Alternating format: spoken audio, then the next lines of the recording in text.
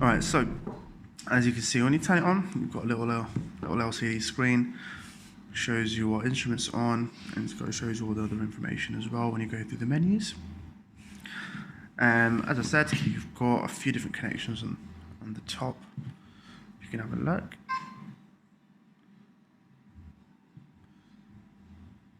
So you have a mic input, you have a headphone output as well, or you can connect that to the speakers if you like as well, and then you've got a power supply as well, connection as well, if you want to connect the power supply. But it does run off 2 AA batteries. As I said, it's got a really nice kind of rubber feel, so even when you put it down on the table, it's not going to move around too much.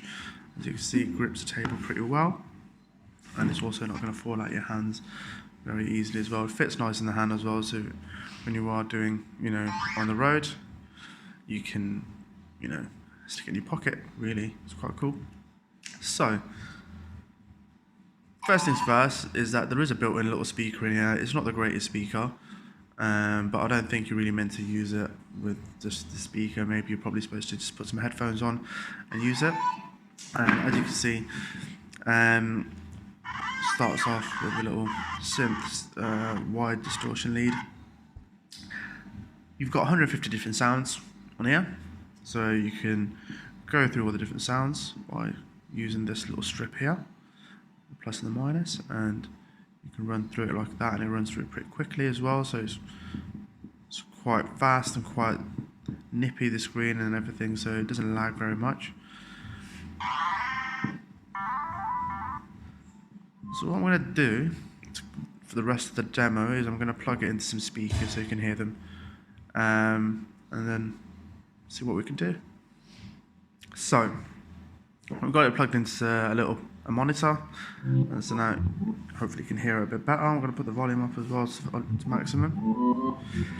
And I'm going to show you how this little trackpad works and how it's kind of used as well. It's a really cool little unit, to be fair, and it's a nice, really easy to use as well. It doesn't really take much learning. So let's just pick a little instrument and I'll show you what the pad does. So the way the pad works is you've got your notes going left to right, so you've got your scales from left to right, as you can see. When you're going left to right, it's moving up in scales, and you've got about 2 octaves worth of scales, and I think you can adjust that as well. So when you're going left to right, that's what you're doing, is you're playing different notes.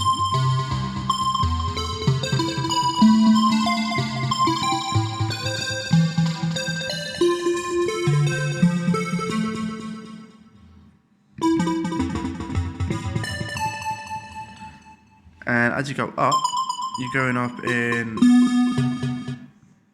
every instrument has a different effect when you're going up. Some of them will go up in frequency, some of them will have a kind of high pass filter going through, so the more you go up,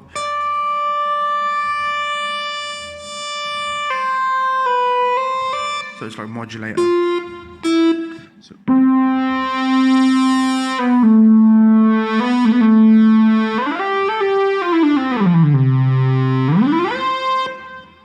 and a nice thing about this as well is that you've also got a bunch of drum loops and everything built in as well.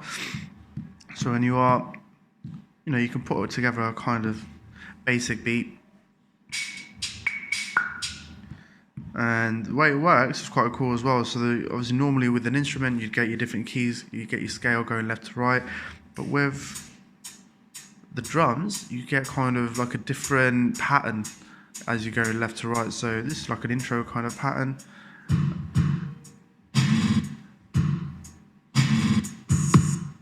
As the more you go up, it builds up.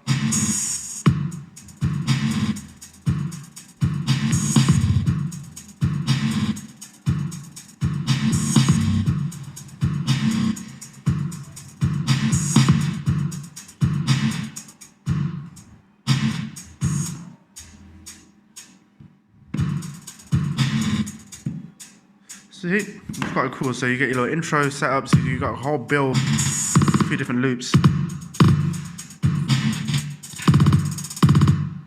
That's quite cool. So depending on what drum beats.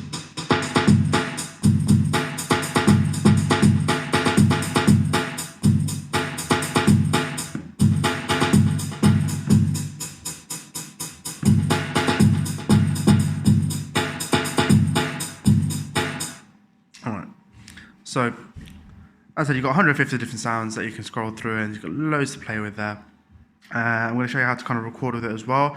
And before I do that, I'm just going to go through the actual function menu and show you what you can adjust and all the options that you get as well. So if you press function, you get all your different menu options. So you can change the BPM of the track, and you can make it slower, faster. You know, you've got quite pick whatever tempo you want. You've got key, so you can change the key that it's in. You can change the scale that it's in as well, so you can pick any kind of scale, minor, pentatonic, you know, all these different scales that it gives you, which is quite nice. Your note range, which, as I said, you can adjust the amount of octaves that you get, you know, in the range when you're going left to right.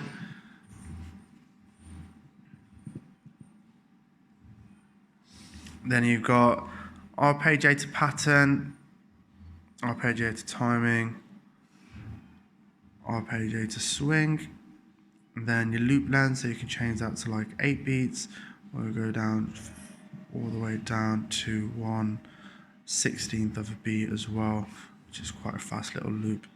I like longer loops generally myself.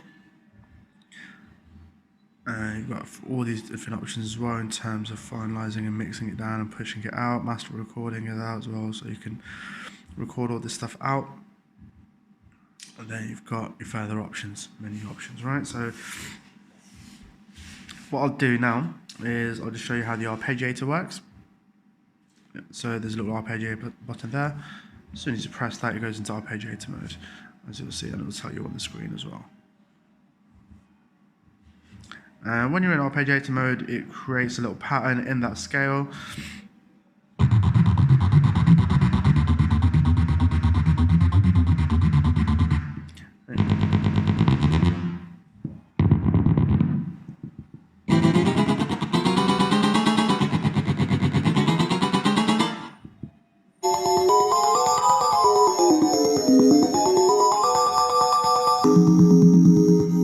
So if I, let's say, go back into the menu and go into arpeggiator pattern, and you can change the pattern. So now you've got a whole different range of patterns that have all been scaled.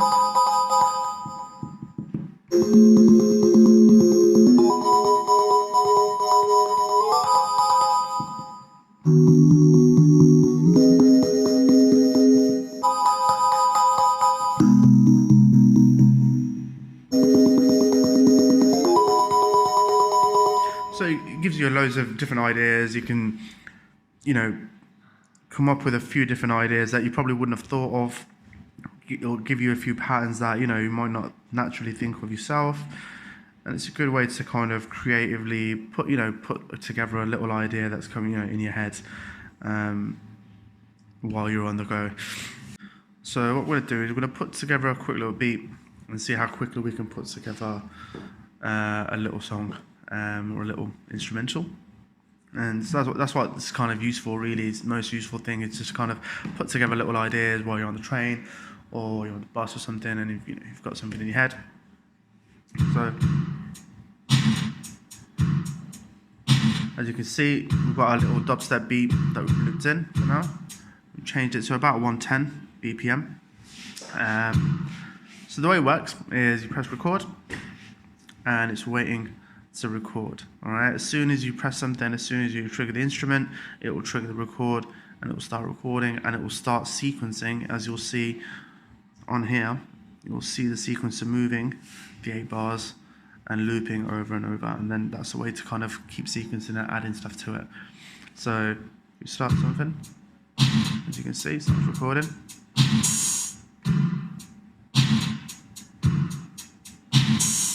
Alright, so now it's going to keep looping that for now. So if I stop recording, now it's going to keep playing. So now what we can do now is switch instruments, find an instrument that we want to put in. Let's put that in now. So we've got that loop playing.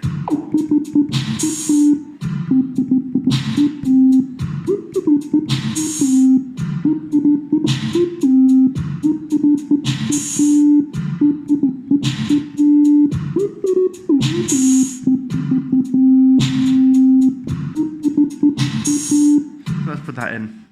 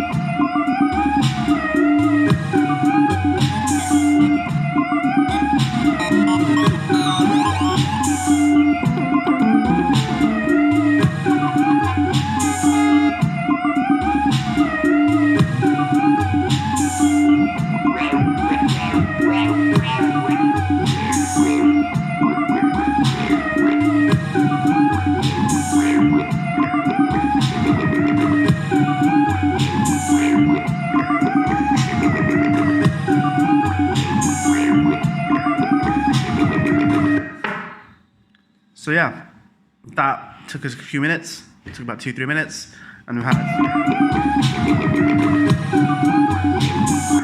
not bad, to be fair. I mean, that's a pretty good little.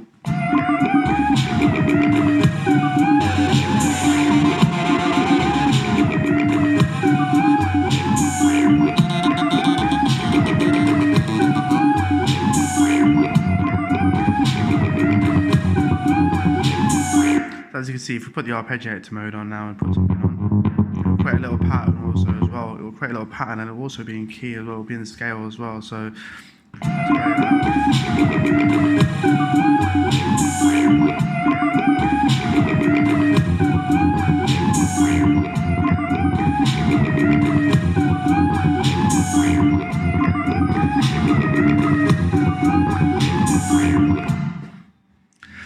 yeah.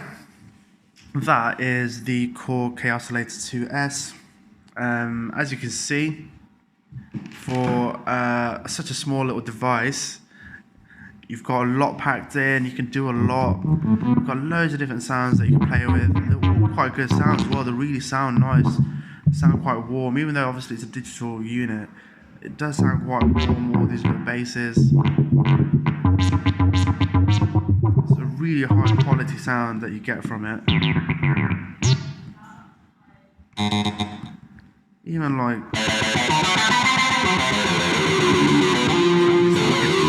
guitar.